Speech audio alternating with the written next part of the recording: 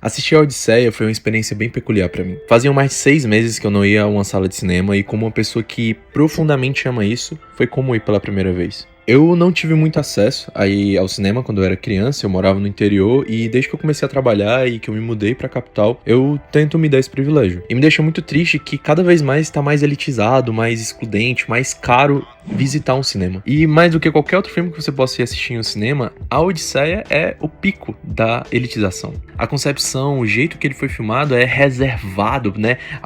A maneira que você tem pra extrair o máximo potencial desse filme foi reservada a 40 salas de cinema no mundo inteiro. Ou seja, uma pequeníssima parcela da população vai poder assistir nos cinemas e uma menor ainda vai poder assistir nessas salas especiais, né? E eu sinto que mais uma vez me parece ser uma peça de arte para impressionar outros artistas e não necessariamente as pessoas. E é claro, você pode assistir e se divertir numa TV de tubo na sua casa, mas para mim é como comparar você escutar música com um fone de ouvido e você assistir e você escutar o seu artista favorito tocar em um festival de música. Acaba sendo a mesma música, mas a experiência de estar ali, de estar consumindo aquilo é bem diferente. E entrando ainda mais nessa metáfora, pra mim é como se o seu artista favorito fosse fazer uma turnê com um show incrível, só que ele só vai usar todo o potencial, toda a artimanha, toda a banda em certas cidades. Na sua cidade ele não vai. E tá bom, como sempre, como tudo na minha vida, eu posso estar exagerando nesse momento. Mas pra mim é meio frustrante não poder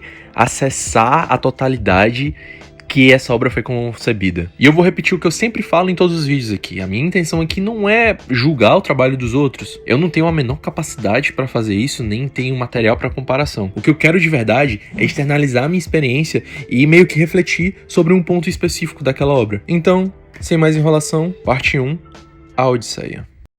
A história original de A Odisseia é um tanto diferente da adaptação, é óbvio, e eu ouvi algumas pessoas reclamando dessas mudanças. Mas desde sempre as pessoas estão reclamando de más adaptações e eu acho que isso é uma coisa meio sem sentido. Eu realmente não acho que a qualidade de uma adaptação é vinculada, é proporcional à fidelidade que ela tem da obra original. Às vezes mudanças podem ser muito interessantes e muito bem-vindas quando elas são bem utilizadas. Por exemplo, os filmes da Marvel são adaptações dos quadrinhos e o Thanos ele não é fiel, exatamente, as suas motivações não são fiéis às motivações dos quadrinhos. Mas ainda assim, eu acho ele um dos vilões mais bem construídos da história do cinema. Na história original, Odisseu é um rei muito astuto, mais astuto do que ele é forte. E essa aqui já começa a primeira diferença da obra original para o filme. E sim, o filme fala que ele é inteligente, mas todas as cenas de ação focam na bravura, na honra dele. Quando na história original ele enganava seus oponentes e até se utilizava de truques, o que conflita um pouco, né, com esse personagem que a gente vê na tela.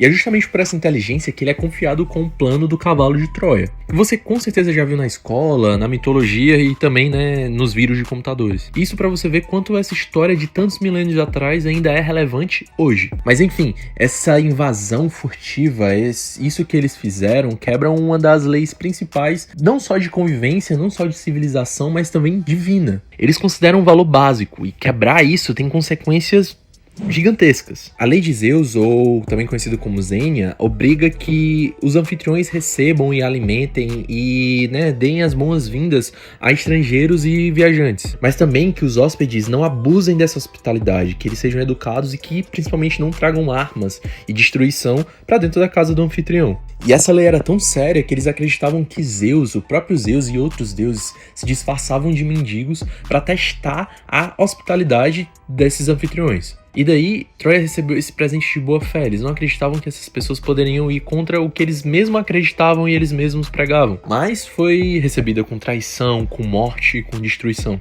Esse plano funciona, ele acaba com Troia, mas também acaba com Odisseu. Parte 2, o castigo.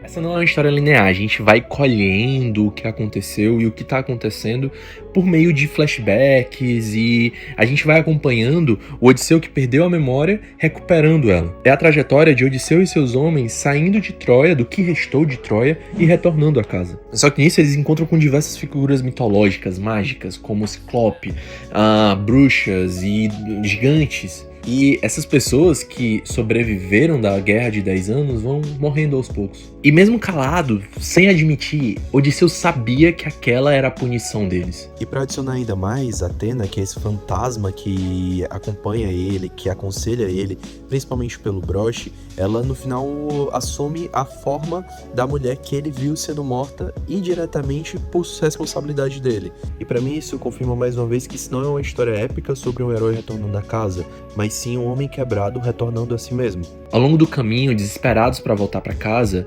Odisseu e seus homens desafiam os deuses, quebram suas leis usando um pretexto que eles achavam ser justo. Eles queriam voltar para sua família, não importa o que ou quem estivesse no caminho. E o ponto aqui são esses homens que destruíram toda uma civilização, quebrando aquilo que eles acreditavam que os tornava civilizados. Eles não seguiam, ou pelo menos não deveriam seguir essas leis por medo, mas sim porque era o certo a se fazer. E quanto mais tempo passava, mais eles se perdiam, e não só literalmente no mar, mas também com eles mesmos. Parte 3, a arma de Chekhov. Como essa é uma história de 2.700 anos atrás, eu não acho que é spoiler eu dizer que Odisseu retornou à casa. Ele se veste como um pedinte, assim como os deuses faziam para testar os humanos. E em vez de ele tomar o trono que era dele por direito, ele decide conquistá-lo novamente e acabar com a ameaça dos pretendentes que estavam tentando casar com a esposa dele. Homens esses que depois de quase 20 anos já não lhe eram fiéis. Ele conhece tanto a esposa dele que ele sabe que, mesmo sem ela saber que ele tá lá, ela vai fazer um desafio que só ele pode cumprir. É justamente o de preparar um arco de caça que só ele conseguia manejar. É óbvio, como um homem inteligente e astuto que ele era, ele preparou todo o ambiente para que ele conseguisse cumprir o seu dever como esposo e como rei, e de eliminar a ameaça. Quando ele consegue finalmente laçar o arco e prevendo que as pessoas iriam atacar ele, aí o massacre começa. Eu gosto muito dessa cena e eu acho muito interessante como ela foi construída, porque ela utiliza um conceito de uma dramaturgia muito antiga que se chama arma de Chekhov, que é justamente uma lei dramatúrgica que fala que se uma arma é colocada na parede, por exemplo, numa primeira cena, ela tem que ser utilizada até o final da peça. Ou seja, tudo em cena precisa contar uma história, tudo em cena precisa demonstrar algo e precisa contar algo e precisa ser utilizado. Aquilo que sobra, aquilo que não é necessário, aquilo que não está contando, que não está agregando à história deve ser eliminado. Porque o que não agrega, destrói. E justamente colocar essa arma e colocar esse como ponto de tensão final do filme, como aquilo que foi colocado desde o começo até o final, isso me dá aquela sensação de fechamento de ciclo, sabe? Aquilo que foi construído no começo, agora está sendo fechado. Ele reafirma que ele é o ser lendário contado nas histórias. Em contramão a essa cena tão bem escrita, eu quero demonstrar a minha profunda raiva que foi do personagem Telêmaco, que era interpretado pelo Tom Holland.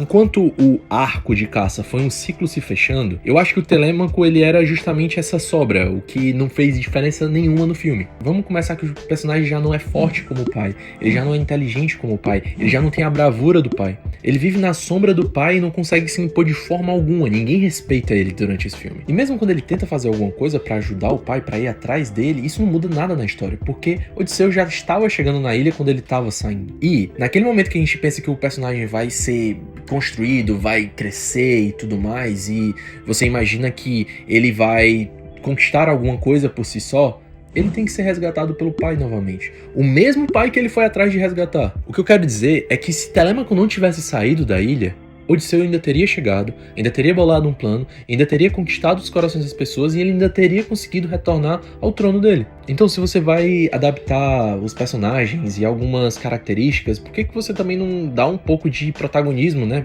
pro menino, que acabou virando rei e nem merecia também? Enfim, é incrível pra mim como uma história de 2.700 anos atrás ainda é relevante hoje em dia. Isso mostra como a arte é uma perpetuação do ser, da alma, e que como a imortalidade de alguma forma existe, né, em forma de arte. E faz parecer que eu não curti muito o filme, mas eu gostei demais, assim, foi muito divertido. Eu fui numa sala super bem equipada, que a cadeira reclinava e virava uma cama, tá ligado?